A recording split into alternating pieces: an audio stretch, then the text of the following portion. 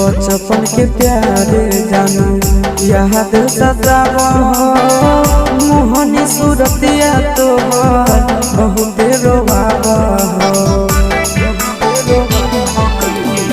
बचपन के प्यारे जानू याद सतावा मोहनी सूरतिया तोहर बहुत रोवावा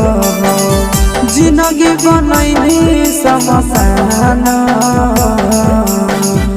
जिंदगी बनैनी समसान पगला पगला कहानी पगले बनैनी छोड़ी ससुराल चली गेली पगला पगला कहानी पगले बनैनी छोड़ी ससुराल